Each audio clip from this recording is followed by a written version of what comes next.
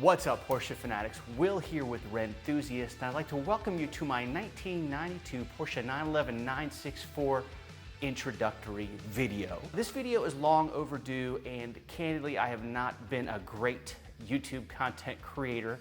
I haven't published in maybe like 3 to 4 weeks. What I found is when the weather turns nice here in North Carolina, I just don't feel like spending time in front of the computer editing video, which can be a pretty tedious, time-consuming process. So that doesn't necessarily help you get air-cooled Porsche content, but certainly it doesn't help my channel either because I end up taking a few weeks off and I just kind of lose momentum. So with that out of the way, here we are. I'd also like to thank those of you out there who have reached out asking me if all is well. Yes, indeed, all is quite well. I have been having a good time lately with my air-cooled Porsches. I have my 993 back from the shop. I've been driving the hell out of that car, and it is very fun. There are a few more issues related to the project that I did that I've got to get fixed. So I'll put a card up to the Porsche 993 Outlaw Project video playlist in case you missed that. Today I'm going to be taking you through my new to me Porsche 911 964 in Amazon green metallic with light gray interior. The car is simply awesome. I still have to pinch myself to remind myself that I actually do own the car. It is not it was not an easy find. You don't see them come up a lot. Air-cooled Porsche prices are completely off the hook these days to make things even more complicated. But here we are.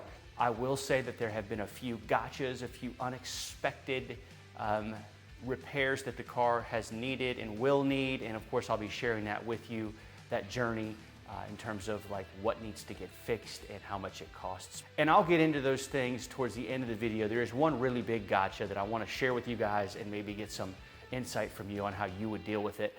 But before I jump into it, I will invite you to subscribe to the channel. I am almost at 10,000 subscribers. Very, very excited. That's been a goal of mine for some time. So join me. Click the subscribe button, ring the bell to be notified when I publish new content. With that out of the way, let's jump into the 964 overview. All right, guys, here we are, my 1992 Porsche 911 964 C2 manual coupe, the one to have, Amazon green metallic exterior, light gray interior. This is a 4 paint bucket color, and unfortunately the camera just doesn't do this color justice. I want to tell you now what this car has had done to it. It was pretty exciting when I discovered this. It has been worked on at Roth Sport out in Portland, and what the previous owner had done to it, it had KW coilover V3 damper set put on it, springs, front control arm bushing kit had been done, GT2 RSR inner steering tie rod, lightweight flywheel, chip has had the exhaust done as well.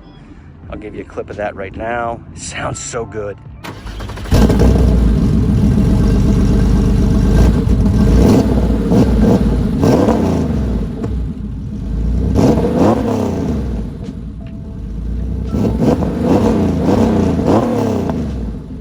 The lightweight flywheel, and by the way, I'm not going to do a driving review video of this car right now.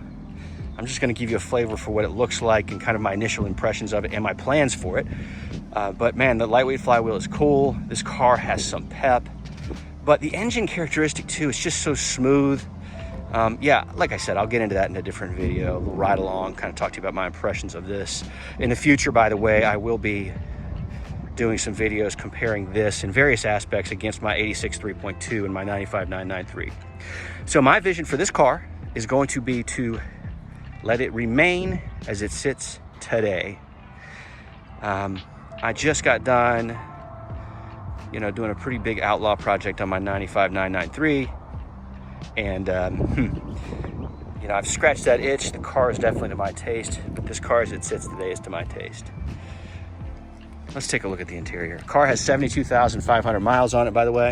It is a driver, so that's what I love. My goal for my collection is to have one example from each generation of air-cooled, ultimately. And I'll be collecting those over the course of years.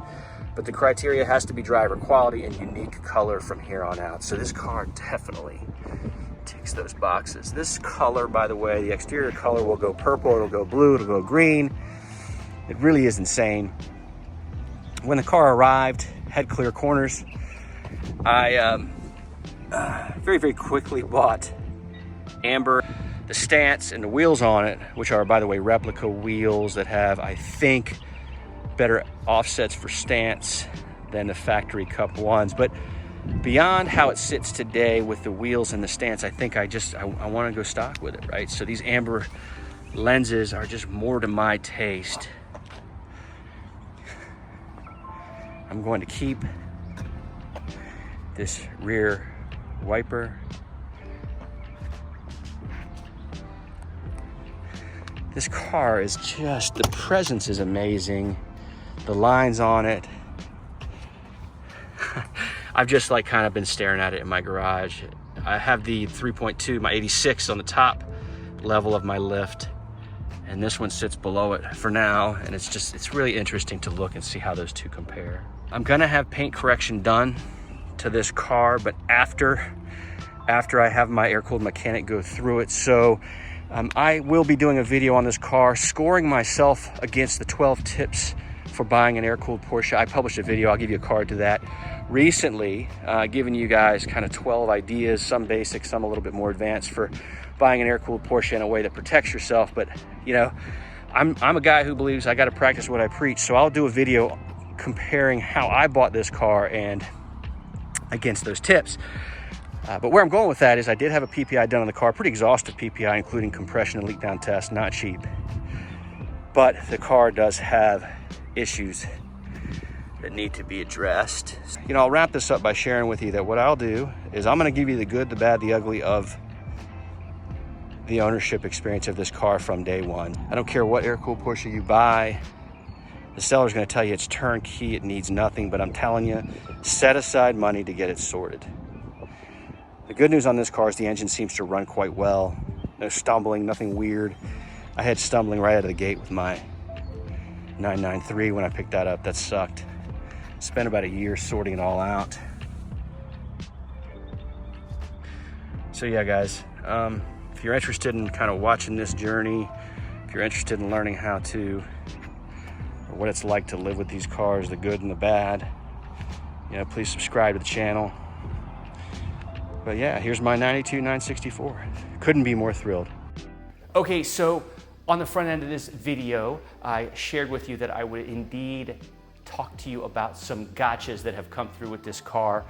First of all, I will share with you that once again, my experience with this car supports the idea that when you buy an air-cooled Porsche, you need to set aside 10+% of what you paid for the car for deferred maintenance, repairs, and ultimately mods if that's your thing. And indeed, that's the case with this car. So far I've had to do a valve adjustment on the car.